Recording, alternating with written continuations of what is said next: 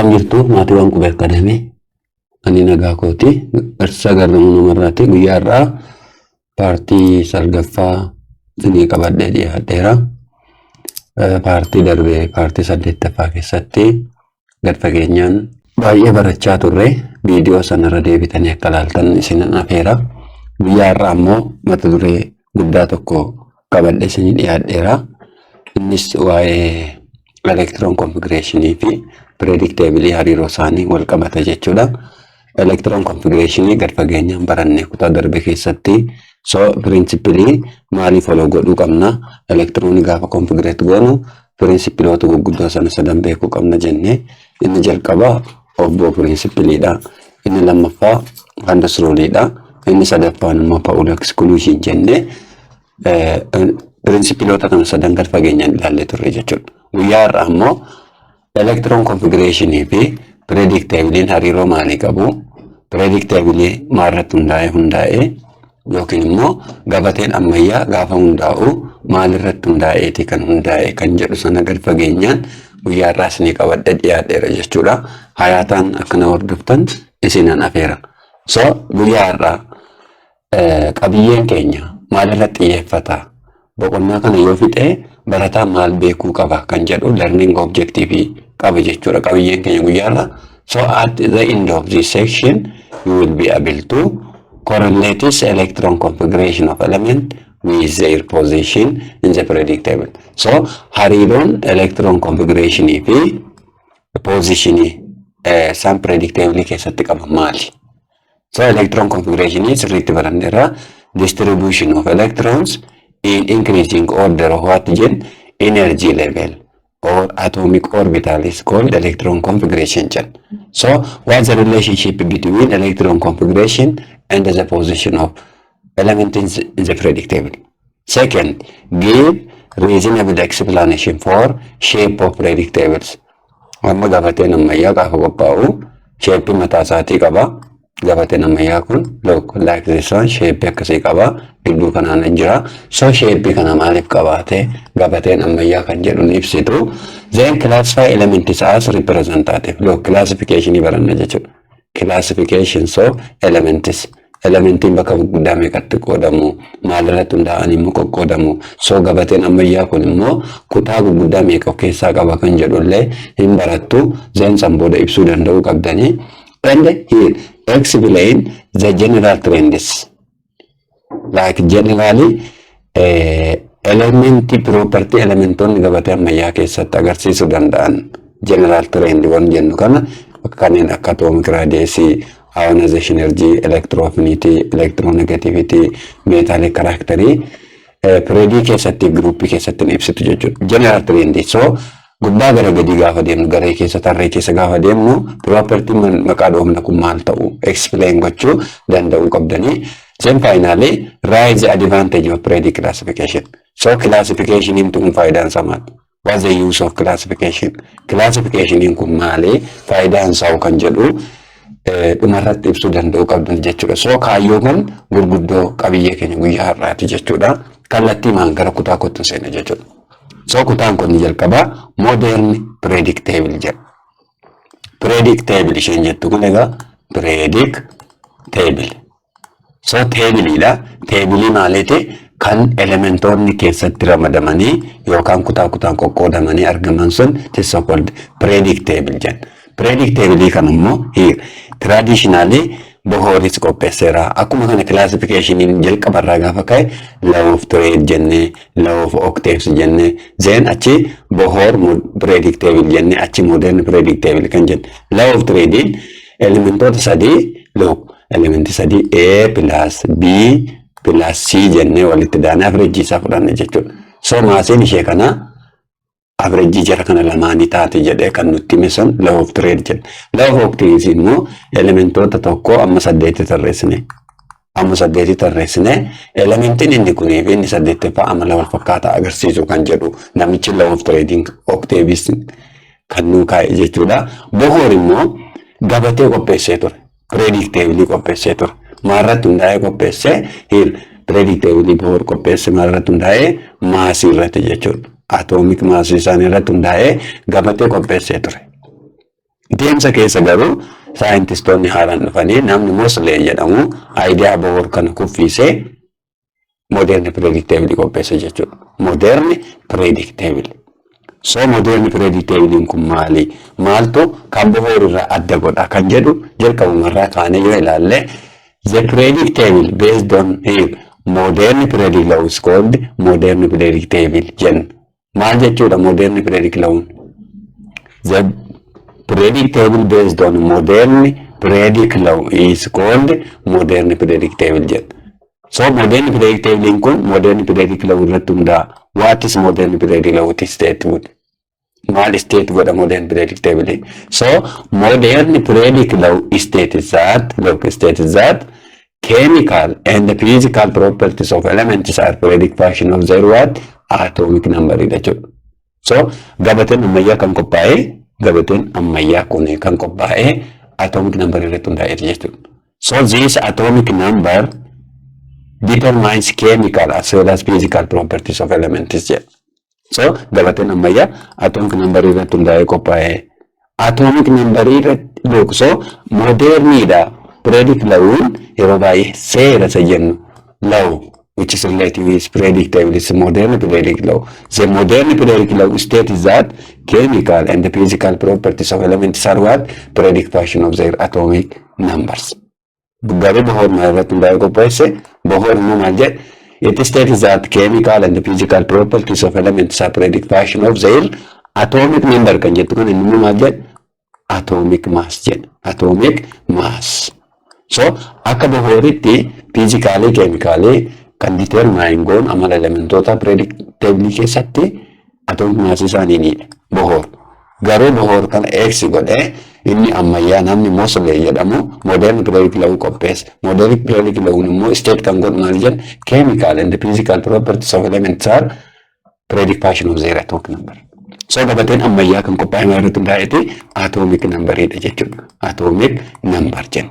So atomic number.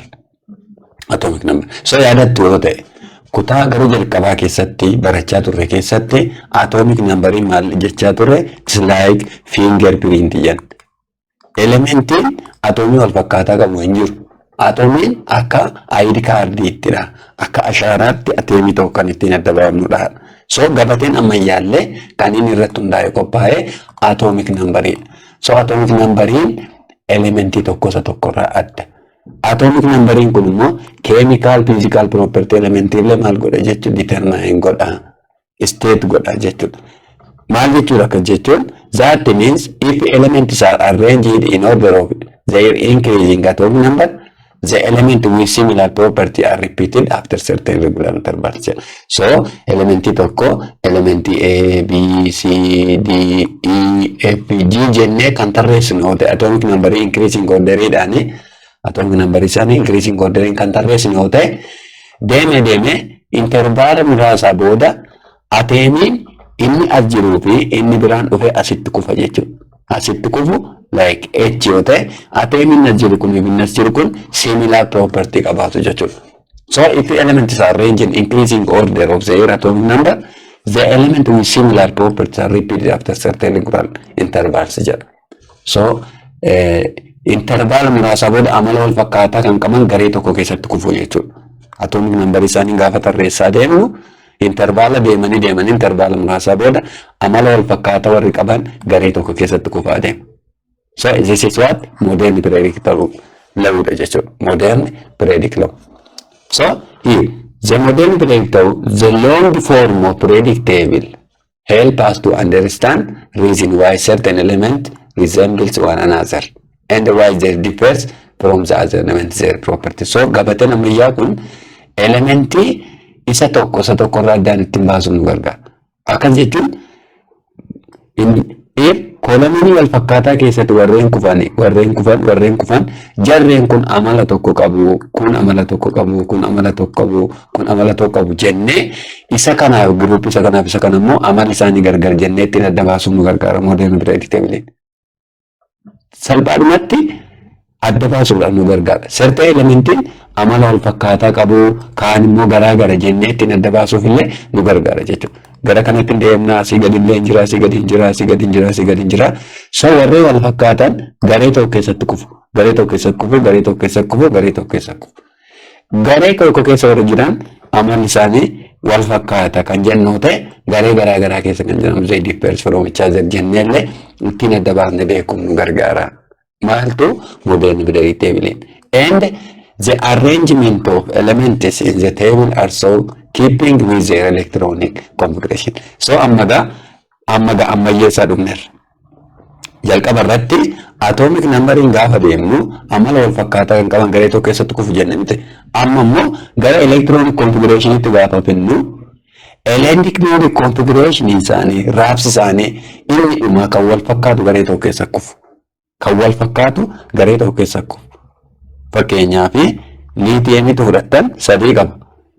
1s2 2s1 soodiyemitu fudhattan 11 qaba. Turaabsini kan 1s2 2s2 2p6 3s1 argitanii s1 s1 amma liitiyemii fi soodiyemiin garee tokkoffaa keessa jiru. Sababni isaa loogalala 1 hiiralcha 1 S1, S1. So the arrangements of elements the arrangements of element in this table is also keeping with their electronic configuration. Argitanii garee tokko keessatti arrange ta'u jechuudha. Raabsi isaanii inni dhuma kan wal fakkaatu lakkoofsi baalaansii isaanii tokko kan ta'e raabsi isaanii garee tokko keessa kufu jechuudha. So as keessatti egaa garee kan jennu kun maali? Garee jechuun gubbaa gara gadii tarreen immoo bitaa gara mirgaa kan jennu yoo ta'e the column represents group or family gen and zero represents what? Trait. Amma bifa kanaan jira. Akkas goona gara kanattis akkas deemna. Asii gadi kan deemnee kan ilaallu sun group kan jennu yoo ta'e kolomini raayuun kun immoo maal jedhama? Trait jenna jechuudha. So tokko tokkoon ilaallu. Group meeqa jiru? Group maali? So group jechuun it is a vertical column. Argitanii gara kanatti gara kanatti. So the vertical column is called what? Group. And there are around 80 vertical columns in the predictable. Amma gabatee ammayyaa yoo fudhattanii ilaaltan gabateen ammayyaa keenya kolomanii 18 qaba. Yookaan immoo karaa biraa gruupii 18 qaba jechuudha. Gruupii 18 keessaa look gruupii 1A to 8A fi 1B to 8B. Amma look asitti 8 asii 8 meeqa ture? 8 16 nu garuu kan hin jenne meeqa? 18. Kana jechuun maal jechuudha?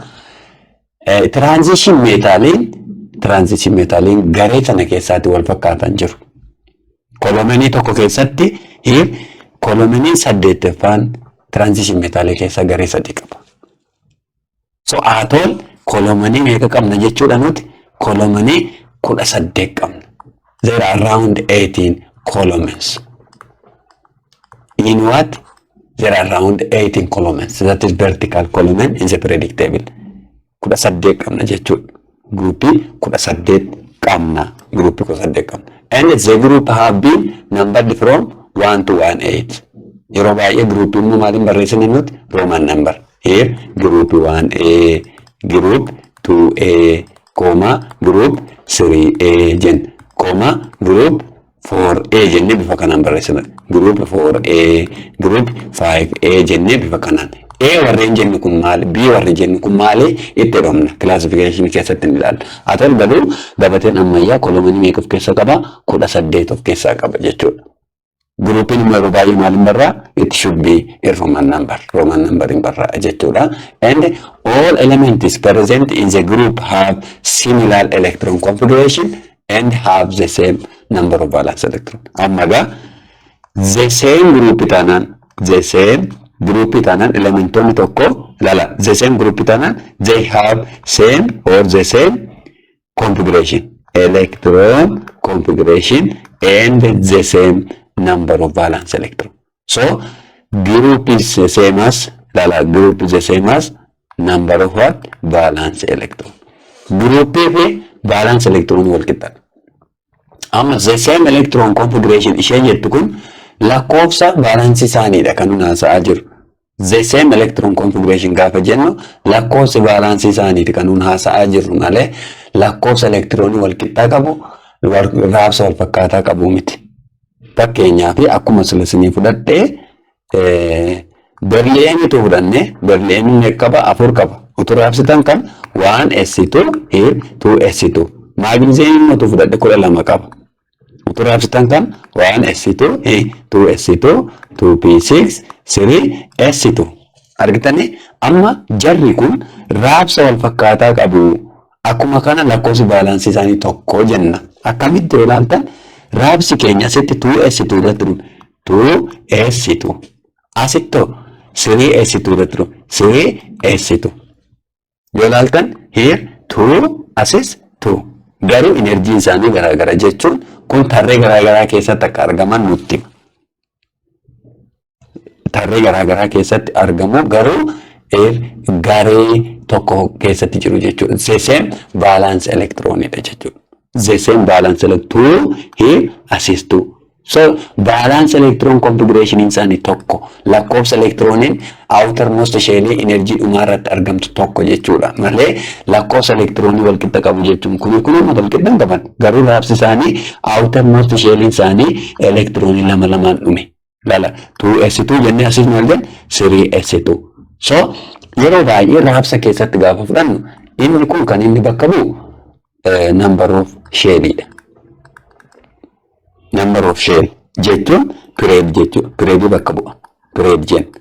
Inni kun yeroo baay'ee baalaansii bakka bu'a. So raabsa keessatti gabaabsanii kan si qabattan amma 2s2 jenne kun balance electronii kun number of period kun immoo sub level inni irratti dhume bakka bu'a jechuudha. So elementiin tokko garee tokko keessa jiru taanaan elementiin tokko garee tokko keessa jiru taanaan they have similar electron configuration jenna. Akkuma ilaaltu 2s2 jenne 3s2 jenne similar electron configuration argatanii energy isaan keessatti argaman garuu gargar ta'uu danda'a. Because garee keessa gaafa deeman tarreen isaanii gargar ta'aa deema jechuudha. So the same balance electron karaa bira. So all elements present in group have similar what electron configuration and have the same number of valence electrons jenna. Fakkeenyaaf all elements of group 1 have only one valence electron. So garee tokko keessa jiru ta'e warri garee tokko fa hundi isaanii raabsi isaanii irratti elektiroonii tokko dhuma jechuudha. Kanaafuu elementoonni garee tokko keessa jiranii electron configuration similar ta'e qabu akkuma kana the same balance electron. Yoo gabaabsine group is the same as what number of valence electron jechuudha. Kun isa dhumaati jechuudha yoo gabaabsine ibsan. Inni biraan period normal. What is periods? So horizontal row. Amma gubbaa gara gadii kan akkasii maal jenna gubbaa gara gadii kan gubbaa gara gadii ree kana maal jenna jaar groups jenna. But vertical column akkatti jiran gabatee ammayyaa keessatti. Sorry, horizontal row kana jiru horizontal row. Row kun immoo tokkotti maal jenna they are periods jenna. So periods are horizontal rows in the periodic table. And there are 7 periods in the periodic table. Column meeqamna jen 18 column jenne. Period no meeqa jiru. There are 7 periods in periodic table. And the periods have been numbered from 1 to 7 that is Arabic numerals. Amma group maalin barreessine Roman number yoo barraa'u tarreen immoo Arabic numerals in barraa'a jechuudha. 1 2 3 jenne bifa kana itti fufna jechuudha. So periodin eega kamma gabatee ammayyaa keessa 7 period. 7 periodin kun immoo element isaan of keessaa qaban gargari.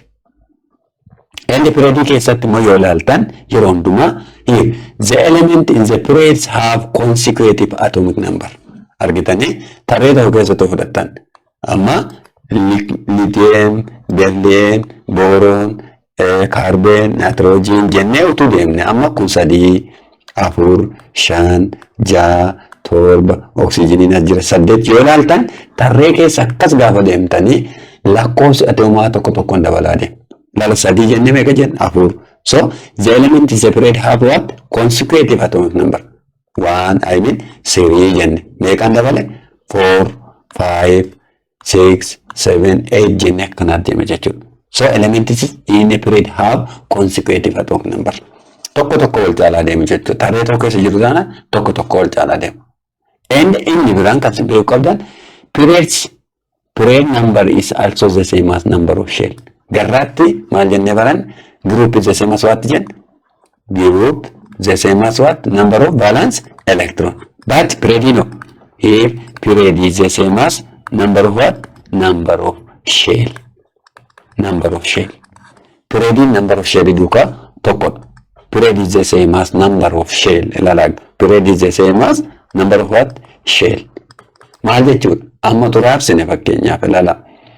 12 magnesium fudhannee turaabsine 1s2 here 2s2 2p6 3s2 jen. Amma asitti fudhattan sin sheelidhaan raabsuu beektu ta'uu danda'a. Amma enerjiin as meeqa jira? Enerjii tokko asiin lama qabu warra lama addee tokkotti kun immoo sadii qofa qaba asitti qoddan. Isheen enerjii tokko kun elektiroonii meeqa qabdi? Lama.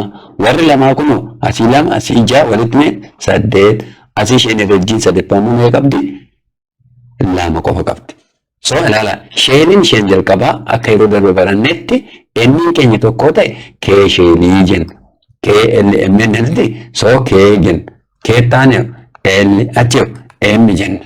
So raabsi keenya M irratti dhume karaa biraa immoo sheelii meeqa qabna jechuudha? Sheelii tokko, sheelii lama, sheelii sadii. So sheelii sadii qaba jechuun periodiinsa meeqa jechuudha? Asi sadeeffaadha. Because maal jenna? Period is the same as number of shell jenna. So sheelii sadii irratti dhume. Karaa biraa immoo yoo kan hundumaan deemu jettan raabsi keenya kana irratti dhume miti. So 3s2 jennee fudhanne isheen kun baalaansa elektirooniidhaan jedha. Isheen kun immoo periodiidha. So periodii sadeeffaa garee lammaffaa. Because baalaansa elektiroonii maal duukaa walqixaadha? Guruupii. Periodii maal duukaa walqixaadha? Number of sheelii. So sheelii sadeeffaa garee immoo lammaffaa keessatti argama jechuudha. Eenyu maagneesiyeemiin. So period is the same as what? Number of shell jen. Group is the same as number of valence electron. Fakkee tokko isinii dabala. Fakkeenya biraa tun isinii fudhadhe ilaala. Fakkeenyaaf oksijiniitu fudhattanii oksijiniin 8 qaba.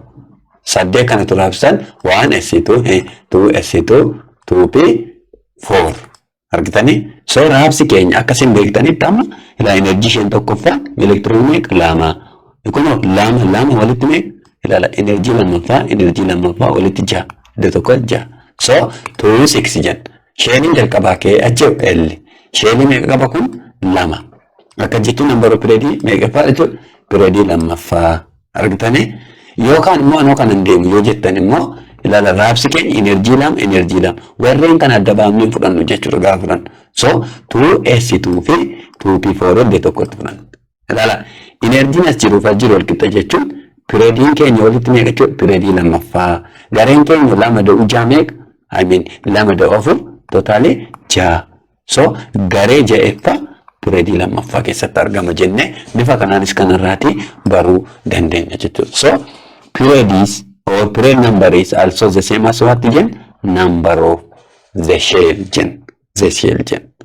So fakkeenyatu fudhanne for example in the element of third period the third shell, M shell started filling up as move from left to right.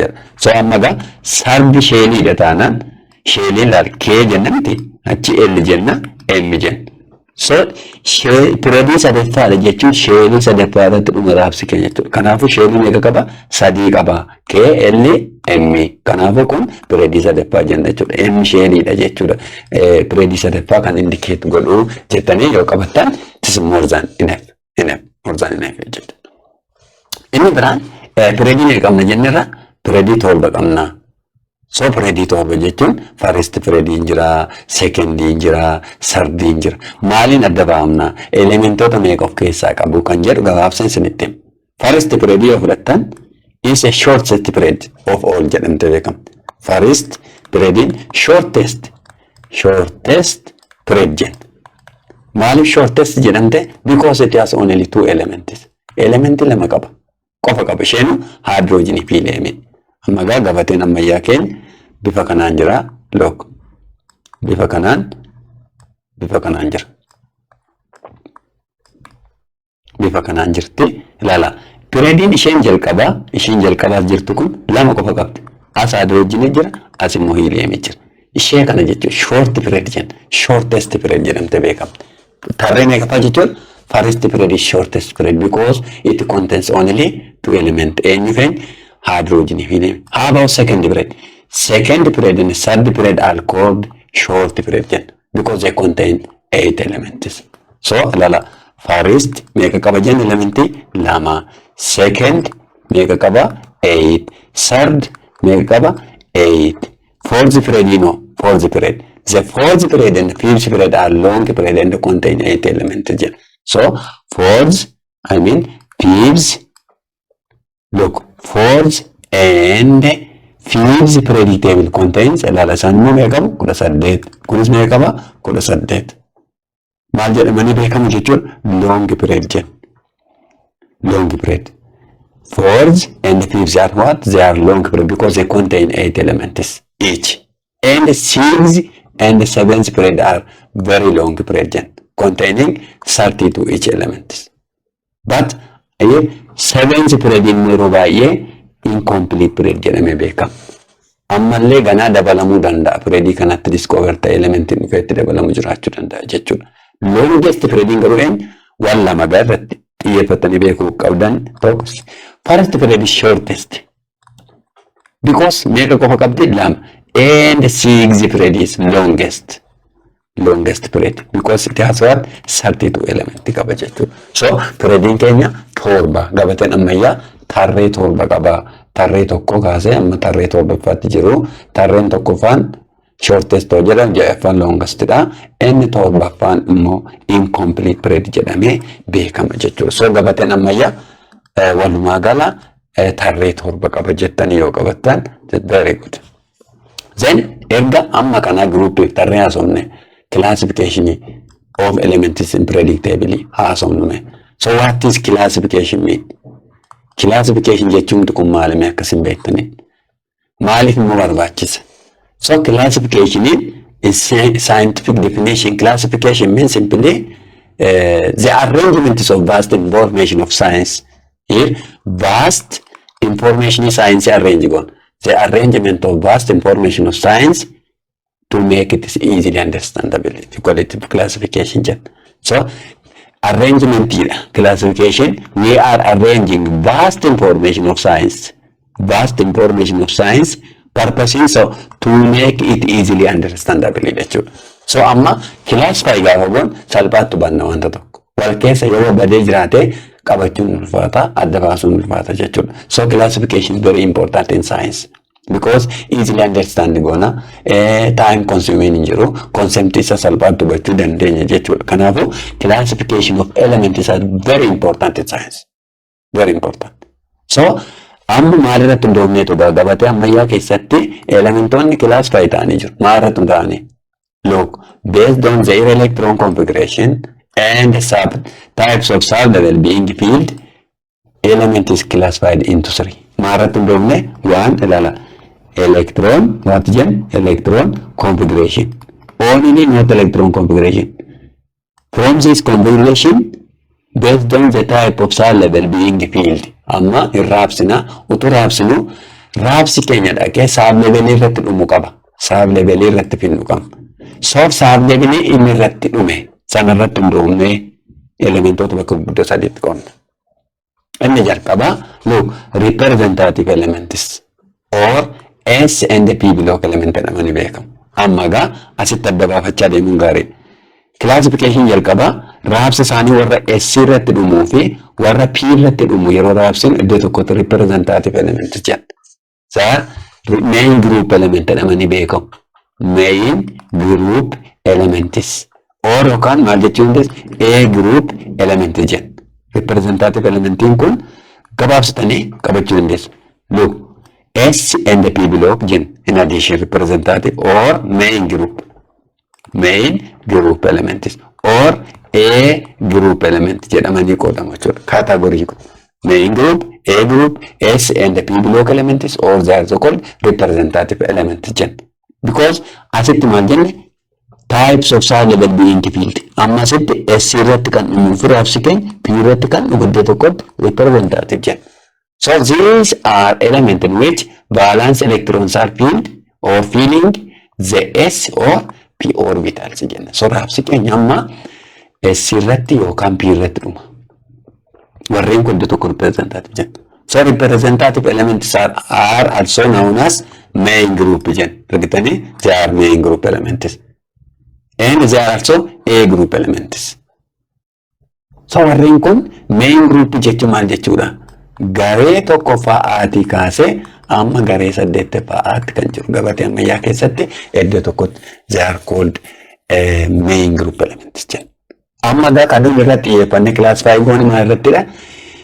Balance electroniin isheen dhumaa sub level maal irratti dhumtee jenneetudha. Kan hin gogoonnu jechuudha. So yoo gabaabsine ilaala main group elementii NS1 up to NS2 NP6 gidduu kan jiru. NS1 kan jennu ilaala raabsi keenya S irratti dhumee lakkoofsa balance keenya galune tokko garee tokkoffaa. Asoo dhuftan immoo N walqixxaa 2 plus 6 meeqa walitti 8. So from group 1 to 8 kan jiran iddoo tokkotti main group elements jenna. So S blockiin eenyu? S blockiin kun tarree jiran keessaa. So main group kan sinii gabaabsoo let make it clear na hordofaa. Main group warreen jenna. Or representative warreen jenni kun bakka lamatti qoodamu ilaala. S blockii fi P blockiitti qoodamu. S blockii warra raabsaanii maal irratti dhumu? S1. I mean S irratti dhumu. Fakkeenyaaf ilaala garee tokkoffaa garee lammaffaa. NS1 itti kaatee hanga NS2tti kan jiru. Group 1 A, group 2 N S blockii jedhamanii beekamu. Gabatee ammayyaa keessa group 1 group 2 lakkoofsi raabsa isaanii NS1 fi NS2 irratti dhume jechuudha. P blockiin immoo from group 3A up to group 8A warra jiran. Akka jechuun gareen sadaffaa raabsa elektiroonii isaa yookaan balance elektiroonii isaa akkam jechuudha? NS2 NP1 itti kaasee hanga NS2 NP6 itti jiru. 2 plus 1 meeqa? 3 garee sadaffaa. N plus 2 plus 6 meeqa? 8. So garee sadaffaatti kaasanii amma garee sadaffaatti kan jiran P block jedhamanii beekamu. P block jedhamu fakkeenyaaf garee tokko sinii fudhadhaa. Fakkeenyaaf utuun fudhadhee potaasiyeemiitu fudhannee 19 qabde ture raabsine maal ta'a? 1s2 2s2 2p6 3s2 3p amma meeqa ilaallachaa deemuu dhaga? 2 2 10 12 p6 walitti meeqa? Look 2 2 10 12 18 3p jenne maal jenna? 3p 1s2 2s2 2p6 3s2 3p6 4s1. Look 4s1 amma gaa energy tokko lama lama sadii sadii energy dhumaadhaa isa guddaa kan ilaala raabsi keenya 4s1 raabsi keenya s ta'e energy level arfeffaa irratti dhume raabsi keenya garuu maal irratti dhume s so s irratti dhume jechuun s blockiidha. S blockiin immoo garee meeqaffaa jenna garee tokkoffaa fi garee lammaffaa. So kun garee meeqaffaa garee lammaffaa tarree arfeffaa S irratti dhume jechuudha. Kanaafuu maal jennee kanaan S block jenna. S block jenna. Utoo kiloorinii 17 fudhadhee mee raabsana dhuka 1s2 2s2 2p6 3s2 3p5 look lama lama 10 12 17. So raabsi keenya ilaala. Energy tokkoffaa lammaffaa asitti energy sadii lama jira. Kanaafuu sadii yoo ta'e sadumaa kan hin fudhanne tokkotti 3s2 3p5 jenna. Raabsi keenya kan irratti dhume P dha. Kanaafuu kun maal jechuudha? P blockii. P blockii. Gareen isaa immoo maal ta'a? Ilaala sirii waan jedhu lama iddoo 5 walitti meeqa? 7 jenna. So garee torbaffaa P blockiidha jechuudha. So garee sadaffaatti kaasee amma garee saddeettaffaatti kan jiru maal jenna? P blockiidha. P blockiidha jenna. So raabsa keenyatti maal irratti dhuma? P irratti dhume waan ta'eef. So iddoo tokkotti S blockii P blockii iddoo tokkotti maal jennee waamna? They are representative elements jenna. Warra raabsaan D irratti dhumoo F irratti dhumoo maal ta'u? Ilaala isaan kun they are called transition or D block elements jenna. Kun immoo raabsa keenyatti maal irratti dhume jechuudha? D irratti dhume. Because sub level meeqamman S jira, P jira, D jira, F jira.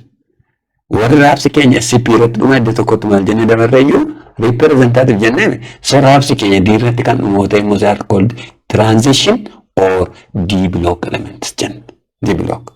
So the element in which their valence electrons are being added to D orbital of the outermost shell is called transition. Marratti D orbital D orbital. These D orbitals or D block elements or transition elements are found between the S block and the P block elements. Look, gabateen ammayyaa keenya style kana qaba. Style akkasii qaba. Look yoo ilaaltan these are group 1. Group 1 idha. Kanatti aanee akkuma kana ilaala. Group 2 ni jiru. Here asitti maaltu jira? Group 2 jiru. As immoo group 3 kaasee amma 8 jira. Kana gidduu jira ilaala. Kana gidduu garuu gaappii jira. So warreen group 3 fi group 3 gidduu jiran transition metal jira. These are transition metal. So this transition or D block element is found between S block and P block jira. Akka jechuun garee lammaffaa fi sadaffaa gidduu yookiin immoo S fi P block. S block eenyu fa'i jennu group 1 and group 2 maal jedhamu S block. P block immoo group 3 up to group 8 jenne. So group S block kana P block gidduutti kan argamu transition jenna. So garee tokkoffaaf lammaffaan as jiru S block dha. Garee sadii amma saddeet as jiru P block dha. D block immoo as gidduutti argama jechuudha. So D block eenyu gidduu jira?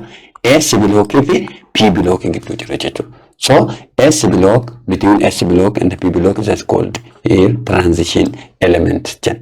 And also these transition elements are sometimes called B group. B group. B category jala jiru. S fi P iddoo tokkotti maal jenna? A group miti. So P I mean D block element yookaan transition B group element jedhamanii beekamu. They are designated as B group. So adda baafachuuf jedhanii A B itti qoodaniiru jechuudha. Ee tarree meeqaffaa keessatti argama jedhee gaaffiin as keessa dhufa jechuudha. Tarree meeqaffaa keessa jiru transitioniin kun. Transition elements are found in period 4, 5, 6, 7 and group 1B up to 8B. Amma warreen kun bakka lamatti qoodamu jenneera miti jedhama. AB dizaayiniidhaan gaafa qopheessinu gabateen ammayyaa keenya A group B group qaba. A group ofiisaa group 8 of jalaa qaba. B immoo group 8 qaba. Group 8 jechuun group 1B ti amma 8B ti jira. 8B ti jira jechuudha. 1B up to 8B. Lala 1B ti kaasee maalitti 8B ti jira jechuudha. 1B amma 8B gidduu transition elementoonni tarree afurii kaasanii hanga tarree torbaffaa keessatti argamu. Tarree tokkoffaa keessa jiranii, lammaffaa keessa jiranii, sadaffaa keessa jiran. Transitioniin tarree 4, 5, 6, 7 keessa jira. Gareen isaanii warra B keessatti argamu jechuudha. Transition elementiin tarree yoo ilaalle tarree tokkoffaa, tarree lammaffaa, sadaffaa, afuraffaa, shanaffaa, ja'affaa, torba. Tarree torba kan miti. So tarree afurii kaasanii 5, 6, 7 keessa jiru jechuudha. Eenyu transition or D block elementiin jechuudha. Tarree kana keessatti argamu. But here waan adda isaan godhu gabatee ammayyaa keessatti waan adda isaan godhu transition elementoota kan amma qaamti isaanii akka ibsu here all the elements are metals. Kanaafuu maal jedhamee beekamsaan kun transition metal jenna. Transition metals. Maaliif transition jedhamanii beekaman yeroo tokko they are transition from S to P. Argitanii S'in gara P'tti transit kan godhu saba darbeeti. S fi P gidduutti argame kana gidduu D jira jenne. So S gara P'tti transit kan godhu transition metal kanaan jechuudha. So they are transition metals jenna. They are all metals. D block elements are what? They are all metals. Because of this, they are also called transition metals. Maaliif transition metal jedhamanii warreen kun? Because they are all what? Metals. Note, for transition element, it is not similar with that representative simple formula to find the group. Amma yeroo tokko confusion asitti jira. Amma akka warra sana amma garee tokko fa'aa P blockii fi S blockiin NS1 jennaan garee tokkoffaa akka ta'e beekna. NS2 jennaan garee lammaffaa. NS2 NP1 jennaan garee sadaffaa. NS2 NP2 jennaan garee arfaffaa akka ta'e kun salphaatti hubatama. Tiraanzishiniin garuu akkasumatti. So tiraanzishinii giruuppii isaa barbaanne raabsa keenya fudhanneetu NS2 N-1 here D1, 2, 3 jenna jechuudha. Raabsi keenya NS1 fakkeenyaaf asitti N keenya 4S2 yoo ta'e N keenya 4 yoo ta'e D bira dhaquudhaaf immoo 4 irraa tokko qaama. Kanaafuu 3D jennee kan irratti tokko irra dhumuu danda'a yookiin tokko ta'a yookaan 4S2 3D2 ta'uu danda'a. 4S2 3D4 ta'uu danda'a. Bifa kanaan akkatti deema jechuudha. So yeroo hundumaa giruuppii gaafa determine goon isaan kan irratti hundoofneetu kan nu determine gochuu dandeenyu jechuudha. So isheen kun sammuu keessan keessa jiraachuu danda'u qabda jechuudha. NS2 N-1 here D1 ta'uu danda'a, 2 ta'uu danda'a, 3 ta'uu danda'a, 4 ta'uu danda'a. Bifa sanaan akkanatti nutti deema jechuudha. So transition elementiin giruuppiin isaa akka meeshaan giruuppii kanaa salphaatti kanarratti dhume kanadha jennee isheen kun rooliidha jechuudha. NS2 jennee inni kanarraa tokko kaasuu qabna jechuudha. ZD arganna sanarraa ta'e we can easily predict the group of that transition elements. At all transition element jechuun maal jechuudha? ZD block element jenna. Maaliif classification keenya maalirratti hundaa'eera? Sub level being field jennee kaane waan ta'eef sub level keenya D-dha, D block jennee waamna jechuudha. Inni dhuma yoo raabsi keenya F irratti dhume they are so called F block element jenna. Rare airs, sometimes they are called rare airs. They are rare on airs. Rare airs elements. They are so called F block because their outermost electron configuration enters F block. F block. And these are also, look, these are also known as inner transition elements. Inner kan jedhameef still qofaadhaa ba'an malee they are into transition element keessa jiru ammallee because they are inner to transition qofaatti baafne malee they are inner to transition. Kanaafuu maal jedhamu beekamu rare earth elements they are inner transition or they are F block elements jenna. So these are also known as inner transition elements are shown separately below the main predictable. So gabateen ammayyaa keenya maal fakkaatanne bifa kanaa qaba. Bifa kanaa qaba jenneerra isaan kun S jennee isaan kana maal jenne P jennee as gidduu D jennee as jalatti argamu warreen F immoo qofaatti ba'anii du'aatti jiru. These are F block jenne jechuudha. So gara gadii teebilii keenya jala gara gadiitti kan jiru sun F block element jedhamee beekama jechuudha. And here they are element in which the last electrons are being what added to F orbital. Kanaafuu maal jenne jalqabuu classification keenya maal irratti hundoofne jennee raabsi isaa maal irratti dhuma sub level kam irratti dhuma jennee raabsi keenya F irratti kan dhumoo ta'e jar F block jennee kana jechuudha. And here the inner transition elements are found in period 6 and 7. Ammagaa D blockiin tarree meeqaffaa keessatti argamu 4, 5, 6, 7 yoo ta'u isaan kun immoo inner transition yookaan F blockiin immoo tarree 6ffaa fi 7ffaa keessatti argamu jechuudha. Adda baafachaa deemuun keessan gaariidha. 4, 5, 6, 7 keessatti kan argamu D'dha. F'n immoo 6ffaa fi 7ffaa keessatti argamu. Warra 6ffaa keessatti argaman maqaa mataa isaanii qabu, warra 7ffaas qabu. Akka jechuun the first series contains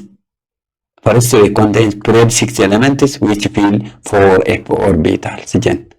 Argitanii 4f orbitals. Raabsi keenya argitanii 4f orbitals jenna. 4f irratti dhumu F blockidha. And here they are all are placed along with element 56 which is lanthanide. It is known as lanthanide series because it occurs after element lanthanide. Amma galala asitti gaaffiinsa kana. Warri 4f irratti dhuman sun 4f irratti warri dhuman sun lanthanide series jedhamu. Because warri 4f irratti dhuman kun elementi lanthanide jedhamutti aananii dhufu. Hindeemna elementoota irra aanee jiru lanthanide kan jettu kanatti aanee kan dhumu warra raabsaanii 4f irratti dhumu. Kanaafuu lanthanide aananii dhufuun isaanii maqaa kana kenneef maal maqamaa jedhu lanthanide series because it occurs after element 1 lanthanum jedhu. Warra kami kun warra raabsi isaanii 4F irratti dhumu jechuudha. And second series holds period 7. Amma warri jalqabaa maal jenna periodii ja'affaa keessatti argamu because listening godha. Amma ilaaltan raabsi keenya periodii ja'affaa fi meeqaffaa keessa jira? Torbaffaa. Warri periodii ja'affaa keessatti argaman raabsi isaanii 4F irratti dhumu. Maqaan isaanii immoo maal jedhama? Lanthanide series jenna. Because elementi maal jedhamu taananii dhufu lanthanum. Warri garee torbaffaa periodii torbaffaa keessatti argaman raabsi isaanii immoo 5F irratti dhumu. Isaan kun immoo actinide series jedhu. Because elementi actinium jedhamu taananii dhufu jechuudha. Kanaafuu warri periodii torbaffaa keessatti argaman 5F orbital irratti dhumu. Maqaan isaanii maal jedhamee beekamu? Actinide series. Because they comes after element actinium. Kanaafuu F blockiin ilaala. Periodii ja'affaa fi torbaffaa. Warra ja'affaa keessaa lanthanide series jenna. Sababiin isaa elementi maal ta'aniiru lanthanum. Inni raabsi isaanii maal irratti dhufa? Dhuma 4F. Warri kun actinide series. Maaliif actinide series jenna? Elementi actinium ta'anii dhufu. Raabsi isaanii immoo maal dhuma 5F. Garuu transition elementi tarree ja'affaa fi torbaffaa keessatti akka argaman sirriitti yoo qabattan baay'ee gaariidha jechuudha. So classification kun maal irratti hundaa'eeti? Sub level. Sub level maalee raabsi keenya irratti dhumu. Raabsi keenya S irratti dhuma? Yaa S blocki. B irratti dhuma? Yes B blocki. D irratti dhuma? Yes D blocki. F irratti dhuma? Yes F blocki. So raabsi keenya S irratti yoo dhuma ta'e Sonni kuni gabatee ammayyaa keessaa tarree garii meeqaffaa keessatti argamu. Ilaala. Summarize ni gochuuf S'n garee tokkoffaa 1A, 2A. B blockiin garee sadaffaatii kaasee hanga garee 8ffaatti B blockii. D blockiin tarree arfaffaa, tarree 5ffaa, 6ffaa fi 7ffaa keessatti. Eessa gidduutti argamu? S fi P gidduutti kan argamu D gabatee ammayyaa keessa. Inni taanoo F immoo tarree meeqaffaa keessatti? 6ffaa fi tarree 6ffaa fi 7ffaa keessatti argama. Warri 6ffaa raabsi isaanii maal irratti dhuma? 4F dha. Maqaan isaanii lanthanide series. Warri 7ffaa 5F irratti dhumu maal jedhamu? Actinide series jettanii yoo qabattan baay'ee gaariidha jechuudha. Baay'ee gaariidha. Ammaatti classification erga baranne amma periodic property ilaallume. Amma gaa jalqabarraa kaanee gabateen ammayyaa lakkoofsa atomaa irratti hundaa'ee qophaa'ee elementoonni immoo tarree keessa gaafa deeman lakkoofsa atomaa isaanii tokko tokkoon dabalaa deema. Garee keessatti gaafa deemu lakkoofsi baalaansii isaanii wal qixxaa. Tarree keessa gaafa deemni sheelii wal qixxaa. So amala isaan agarsiisanii warri garee tokko keessa jiranii amala wal fakkaata agarsiisu. Reactivity isaanii tokkodha. Keemikaalee yeroo itti dhiyaatu. Amma erga akka jenne kaane periodic property mee tokko tokkoon fakkee fudhannee ilaallume. Periodic properties or trends or periodic properties modern periodic table. Amma tarreef garee gaafa barree amaloota isaanii achuma hubachaa deemna. Classification kanaafidha. Classification kan barbaachiseef salphaadhumatti garee tokko keessa jiru ta'e salphaadhumatti amala isaanii hubachaa deemna. Tarree tokko keessa jirus amala isaanii hubachaa deemna. Amaloota kun akkamitti hubachuu dandeenya? So, modern periodic table were established based on their atomic number. Erga jenne, let's see. Tokko ilaalu. This periodic property can be explained on the basis of low nuclear charge and effective nuclear charges.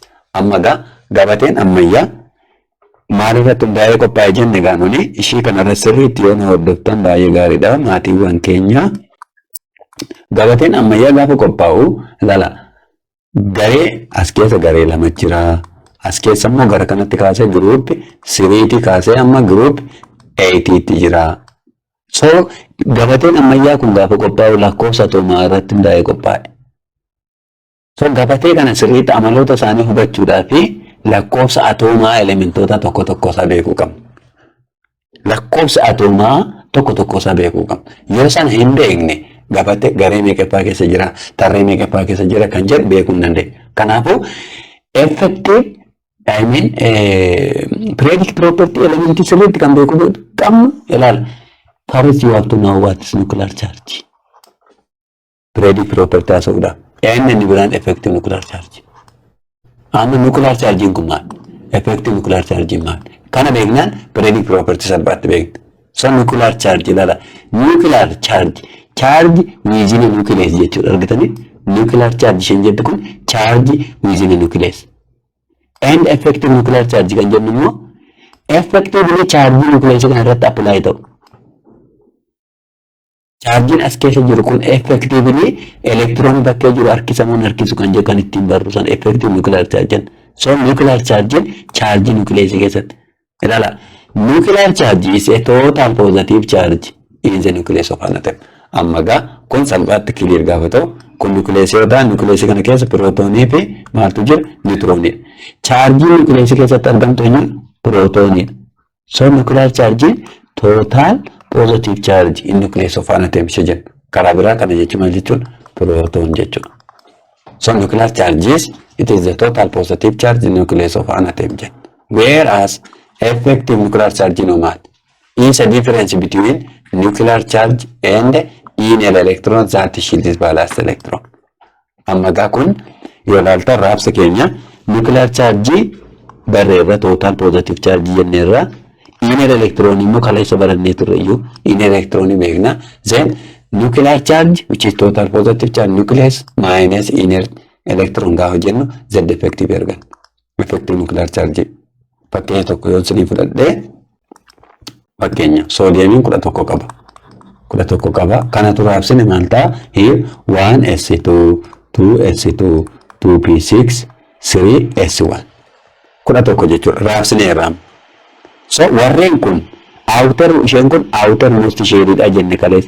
Outer most shell jenne. Shedhumaati raabsi kuni warreen kun immoo gara keessatti hafanii. Isaan kun immoo inner electronii. Inner electrons warra nucleesitti aanan jirtu gara nucleesitti isheen kun nuclees irra bakkee kan jirtu. So amma maal jenna asitti effective nuclear charge the difference between nuclear charge jenna. Nuclear charge total positive nucleus total positive nucleus keessatti argamu kan soodiyam meeqa 11 hir'isuu jenna. Inner electronin nucleesi gara nucleesitti aananii jiran immoo 2 walitti 6 10 jechuudha. Asirraa kan argan positive one. Positive one nuti asitti arganne kun maal jedhamti jechuudha? Effective nuclear charge jenna. Isaan kun lamaan amaloota elementoota gabatee ammayyaa keessatti beekuuf gahee guddaa taphatu jechuudha. Inni jalqabaa nuclear charge beekuu, inni lammaffaan effective nuclear charge. So effective nuclear charge kan soodiyamii maal ta'a jechuudha? 11 that is total positive charge nucleus keessatti argamu. Minus shielding electron that is inner electron warreen jennu akka balance electron nucleus dukoo waliin harkinne war godhan warra shield godhan kan inner ta'een jennee totally positive one. This is effective nuclear charge. So the effective nuclear charge is always less than actual nuclear charge. So yoo ilaallamma effective nuclear charge in kenni positive one. Nuclear charge in sodium meeqa 11 so 11 guddaa positive one yeroo hundumaa jechuudha kan sin beeku qabdan. And here effective nuclear charge kan jennu kun yeroo baay'ee nuclear charge I mean inner electron gara nucleesitti warra aanan kun akka nucleesii keessa charge jiru electron ishee bakkee kan harkinne godhu shield godhu. So effective sun maal jedhama? This is called shielding or screening effect jenna. Eenyutu shield godha balance electron akka nucleesii dukoo waliin harkinne inner electron warreen jennu sun jechuudha. Screen godhu. So that is called screening effect jenna. They screen the outer electron from full charge of the nucleus. So yoo ilaalle akka bohoorutti clear godheetu raabsee sin argisiise kan soodiyamii kanatti fudhannee soodiyamiin as keessa protonii 11 qaba. Protoniin kun ittimmoo maaltu naanna nucleesitti electroniin naanna. Look electronii nucleesii kanatti naanna'utti. So 11 kana gaafa raabsee electron ishee 2 8 jenna. So raabsi keenya yoo ilaaltani raabsi keenya kun sheelii sadeeffaa sadhumaa irratti dhume. Amma as keessatti inner warreen jennu kun electron lamaantu Akkas isheen dhuma positive charge isheen yookiin balance electron isheen dhuma kun akka isheen kana wajjin wal harkinne godhu. Warreen kun warreen screen godhan kun inner electron jedhan. Isheen dhumarratti kun outermost isheedha. Inni kun immoo nuclear charge. So nuclear charge minus inner electron gaafa jennu ishee kan arganna jechuudha. Effective nuclear charge arganna. Satti called effective warreen kun inner electroniin ishii kanaaf ishii kana gidduutti qabaatan sun immoo is called screening effect jenna jechuudha. So periodic property sirriitti beekuudhaaf warreen kan lamaan sirriitti beekuudha. What is nuclear charge and what is effective nuclear charge kan jedhu sirriitti yoo beektan baay'ee gaariidha jechuudha. Periodic property kan jennu kun eenyu fa'i? Periodic property kan jennu kun look periodic property kan jennu kun eenyu fa'i? Inni tokkoffaa look atomic size, lammaffaa ionization energy, look electro affinity, metallic property, non-metallic property warreen jennu iddoo tokkotti periodic properties jenna. So kana hundumaa waan laallu har'aan atomic size irra jalqabnee haa ilaallume. What is atomic size mean? Gabatee ammayyaa keessatti atomic size gubbaa gara gadii yookaan garee keessatti akkuma tarree keessatti maal ta'a kan jedhu sirriitti waan ilaalluuf haalaan nu hordofuun barbaachisaadha jechuudha. So atomic size maal? Amma gaa inni kun maal hojii wal qabata ateem ishee jettu. Ateem size isaa qabee namni namatti argisuu danda'a gaaffii jalqabaa. Maaliif atomic size jedhame? Yoo ateemiin small particle taate beekuu hin dandeenye yoo ta'e size ishee ateemii akkamitti hubachuu dandeenya? So size ateemii akkamitti ibsuu dandeenya? Atomic size yookiin elementiin of keessaatti small particle ta'e ateemii jedhamtu qabdi. So ateemiin kun immoo partii look ateemiin kun partii sadii of keessaa qabdi. Elektirooniin jira, pirootooniin jira, niwutirooniin jira. Isaan kun walitti kondensi ta'anii ateemii kannaniiru. Saayizii ateemii immoo beekuu hin danda'amu erga ta'eemus akkamitti hubachuu dandeenya propertii isaanii in the form of radius. So raadii fayyadamnee raadiyeesii fayyadamnee ibsinu jechuudha. So most of the time ateemiin particle xiqqoo waan ta'eef yeroo baay'ee in terms of radiyeesii haasofna jechuudha. So atomic radiin kun maal? It is defined as distance from the center of the nucleus to the valence shell of an atom. So amma hansoodiyeeni fudhannee kun nucleus 11 qabdi jenneera elektiroonii kana gaafa raabsinu here 2 11 qabdi 8 jenne tokko jenne. So distance centerii asii kaasee amma outermost shell balance kanatti jiru radius jenna jechuudha. That is atomic radius jenna. So atomic radius is the distance from the center of the nucleus to the outermost shell of valence electron. It's called atomic radius. So it is defined as distance from the center of the nucleus to the valence shell of an atom. But here molecule atomic size accumulation. In the molecules, it is 1/2 of the distance between the nucleus of one atom to the other in molecules. Akka jechuun molecule lama jira. Look fakkeenyaaf chlorine as jirti, chlorine as jirti. So chlorine ateemii as jira, chlorine ateemii as jira ta'e distance centerii kana kaasee ilaala amma centerii kanaatti kan jiru centerii lamaan gidduu kan jiru this so called diametry jedha. Diametry isii kana garuu centerii kana kaasee amma centerii asitti kan jiru multi called radius jenna jechuudha. So it's a distance between look between the nucleus as jirti kan ateemii ishee kana kan ishee kanaas as jirti. Distance centerii kana kaasee amma centerii kana jiru this so called distance between nucleus jedha. Chlorine isheen kun qofa qatti qabdi, isheen kun qofaatti qabdi. Distance asii kaasee centerii kana kaasee amma asitti kan jiru kun it is so called 1/2 jenna. 1/2 of distance between lala ishee kan half gaafa goon distance asitti kaaste amma asitti jirtu kan radius jenna. Asii kaasee amma asitti kan jiru garuu diameetrii lamaan isaanii ta'a jechuudha. In nucleus, I mean 1/2 of the distance between nucleus of an atom molecule is called it is atomic size jenna jechuudha. So atomic size for atomii tokko qofa fudhannee kan haasofnu ta'e centerii nucleus kaasee amma balance shell'itti jiru nucleus'itti kaasee amma kana kan jiru. Yoo molecule ta'e immoo centerii isa tokko irraa kaasee amma sentarii biraatti jira. Sentarii kana kaasee amma sentarii asitti jira. Sentarii kana kaasee amma sentarii kanatti kan jiru distaansii. Isa kana haaf goone kan fudhannu ta'e immoo raadiyeesii ishee kana raadiyeesii ishee kana jennee qofa qofaatti taasisuu dandeenya jechuudha. So atomic raadiyeesiin kun garee keessatti maal ta'a? Tarree keessatti maal ta'a? Atomic saayiziin yookaan atomic raadiin kun garee keessatti maal ta'a? Ilaalaa gamma garee keessatti akkas gaafa deemnuu fi tarree keessatti gara kanatti gaafa deemnu saayiziin maal ta'a? Along the period atomic radius decreases. Maaliif? Because effective nuclear charge increases by 1 unit. Amma ishee kana fakkeessanii fudhadha laala. Kun tarree lammaffaa keessa jirudha. Na hordofa haalaanii siniin ibsuu yaala. Saayiziin maaliif tarree keessatti dabala kan jedhu sin agarsiisa. Liitiinii yoo fudhattan liitiinii 3 kun 4 kun atomic number 5 6 7 8 9 kana gara raabsee ilaalla. Fakkeenyaaf ilaala. Liitiinii 3 qabdi. Ilaala 3 qabdi kun nukuleesii jennee yookaan nukuleesii kanatti maaltu naanna elektiroonii. Isheen kun meeqa qabdi? 3. Sheeliin jalqabaa meeqa qabaatti? 2. Achi meeqa qabe? 1. Kun kan liitiinii. Achi immoo kan berliiniin sinii fudhadha. 4 qaba. Kun nukuleesii jennee yookaan 4 2 sheelii jalqabaa baata. Ittaane 2 sheelii ittaan. Kun immoo maaliif? Berliinii. Zeen boorooniin immoo 5 qaba jennee zeen booroonii kun nukuleesii yoo ta'e na hordofa. Look 2 baatti. Achi isheen ittaantu meeqa baatti? 3. Ittaane kaarbeen immoo meeqa qaba? 6.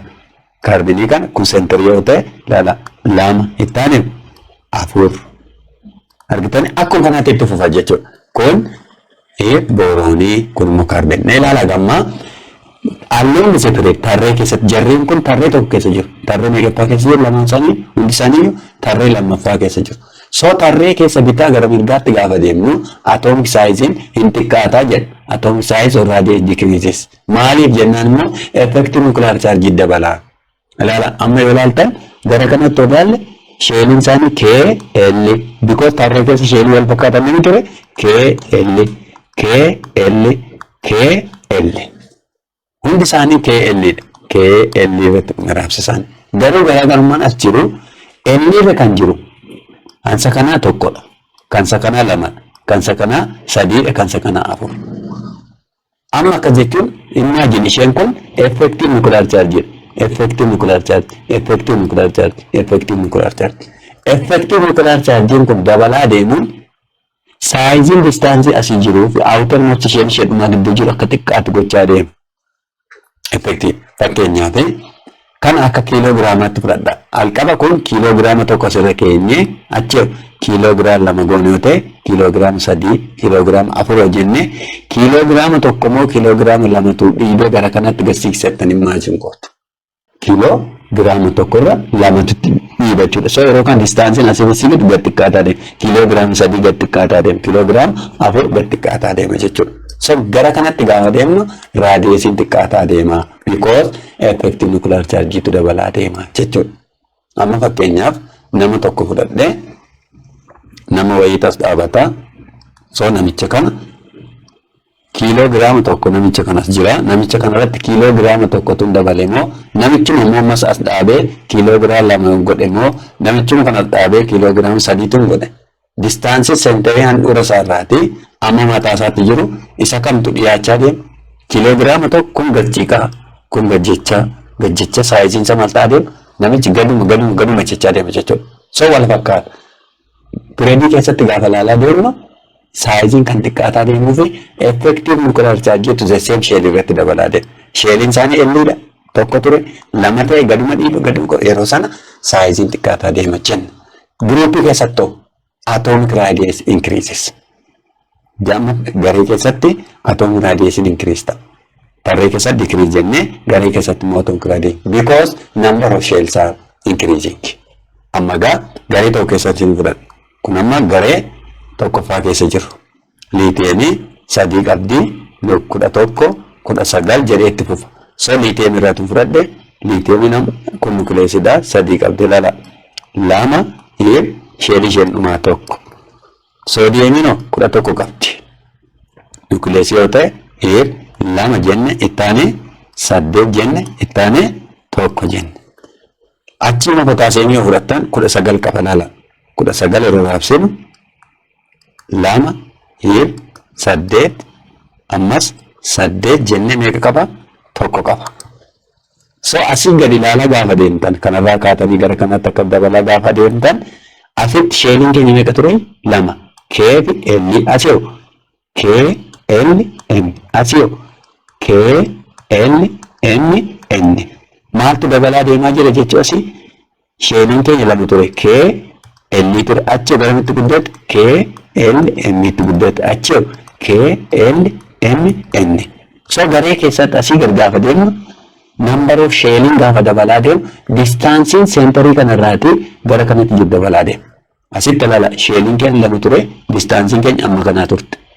Achi distaansiin keenya maal ta'e sheeliin tokko dabalee distaansiin keenya duukaa dabalaa deemu. Distaansiin keenya duukaa dabalaa deemu. So garee keessatti asii gadi gaafa deemnu atomic saayiziin dabalaa deema jenne jechuudha. Atomic saayiziin akka dabalu kan godhe immoo number of sheeliitu dabalaa adeema jettanii akkuma kanaa yoo hubattan gaariidha jechuudha. So atomic saayiziin yeroo baay'ee saayizii ateemii qabne agarsiisu waan dandeenyeef in this form of radius ibsina jechuudha. Inni biraan atomic property kan biraanu look kan isin hubachuu qabdan yeroo baay'ee self test confusion akkasinitti hin uumne chaarjiidhaan adda baasee isin gaafachuu danda'a. Yeroo baay'ee saayizii warra kanaa tarreessi jedhee isin gaafata. Hannuni baranne normal warra ta'an garee keessaa chaarjii warra hin qabne tarree keessa asii achi decrease ta'a jennee asii gadi immoo increase ta'annee baranne. Utoo bifa kanaan fidee wal madaalsisee yeroo kana jarri kun wal fakkaatu moo wal hin fakkaatanii jettanii ilaaltu. ISO electronic configuration kan jedhu. ISO jechuun lakkoofsa elektiroonii isaanii wal qixa. Amma osoo dhumne naatiroojiiniin torba qaba. Sadii yoo dabalatu meeqa ta'a? 10 dhala. Naatiroojiin 3 minus jechuun torba qaba ture elektiroonii sadii fudhateera. Tootaalii meeqa? 10. Oksijiiniin 8 qaba ture meeqa fudhate? 2 fudhate. Meeqa ta'e? 10. Kilooriiniin 9 qaba ture minus tokko fudhate meeqa ta'e? 10. Akkuma kan soodiyeemiin meeqa qabdi? Niyeeniin meeqa qaba? Niyeeniinis akkuma kan niyeeniin 10. So warreen 10 qaban kan sadanitu walitti fide eenyu caala jedhe sin gaafate maal gootuudha self testiidha gaafa. So yeroo akkasii ishee kana qabachuun baay'ee gaarii. Hintii kanaan deebistu. Cations are always smaller than original ate. Cation jechuun maal jechuudha? Chaarjii maalii kan qaban? Pozitiiva. Lala. Chaarjii pozitiiva. Chaarjii pozitiiva warra qaban kana jechuudha. And conversely, anions are always larger than original ate. Amma warreen kana fudhanne lala. Warreen kana qofaatu fudhanne laallee originally niyeeniin 10 qaba. Fluoriniin fudhattee maayinesiin kun 10 taate. Oksijiiniinis 2 maayinesiin kun fudhattee 10 taate. Naatiroojiiniinis elektiroon 3 fudhattee 10 taate. Lala 10. They ISO. Garuu garaagarummaan as jiru chaarjii isaaniidha. Anaayinoota. Warreen kun anaayiniin inni kun noormaaliidha. So yeroo akkasii eenyutu caalaa saayizii jedhe sin gaafata. Yeroo kan look anions are always larger than original ate. Yeroo kan look inni 3 minus ioniin anioniin guddaa irra guddaa. Oksijiinii 2 minus anioniin isa kanattaan irra guddaa. Fluorine minus anioniin isa caala irra guddaa niyeen. So anions are always what larger than original ate. Ishee kana jechuudha. Warra kaataayinii kanatu fudhanne. Kaataayinii kanatu fudhanne. Warra chaarjiin isaanii pozitiiva ta'e. So amma soodiyeemiin asii meeqa qaba? 11 qaba. Soodiyeemiin. Soodiyeemii ayiniin meeqa gate? Tokko gate. Chaarjii gaafa ta'u lala. Soodiyeem ayiniin 11 qaba ture. Tokko gatuu isaarraa kan ka'e meeqa qaba? Soodiyeem ayiniin hiir 10 qaba. Pilaas. Achi maagnizeemiin 12 qaba ture. Normaal maagnizeemiin 12 qaba. Meeqa gate? 2 gate. 2 pilaasii zeen maalitti ture? 10. Argitanii akkuma kana almuuniyeemiin 13 qaba ture. Sorry, almuuniyeemiin 13 qaba. 3 gaafa gatu meeqa ta'e? 10 almuuniyeem 3 plus. So almuuniyeem 3 plus lala. Soodiyeem plus koomaa maagnizeem 2 plus koomaa almuuniyeem 3 plus they are ISO. Hundi isaanii meeqa qabu? Lala. 10 kunis 10 qabu. Yeroo akkasii ISO warra ta'an kan saayizii isaanii akkamitti adda baafna. Yeroo kan anion positive isaa xiqqaa isaan kanirra saayizii isa guddata jechuudha. So saayizii tarreessin sodium ion greater than magnesium 2 plus is greater than aluminum 3 plus jettanii bifa kanaan qabattu jechuudha. Bifa kanaan yoo qabattanii moorzanii fi waan salphaatti hubachuu dandeessan jechuudha. So maatiiwwan keenya waan ammammaatti barattan irraa waan baay'ee hubattaniitu jedhee yaada. Atomic size kana wal qabsiistanii gaafilee hedduu shaakaluu dandeessu, yaada keessan nuu ka'uu dandeessu. Kan kutaa irraa asuma irratti xumure kutaa itti aanutti immoo paartii kurnaffaa hin xumurre periodic property hin xumurre ionization energy, look electro affinity, metallic character, non-metallic character isinii qabadheen dhiyaadha. Amma sunitti like, share, comment gochaa viidiyoo keenya irra deddeebitanii ilaaluudhaan faana turaa isiniin jenna. Galatooma, yeroo gaarii qabaadha.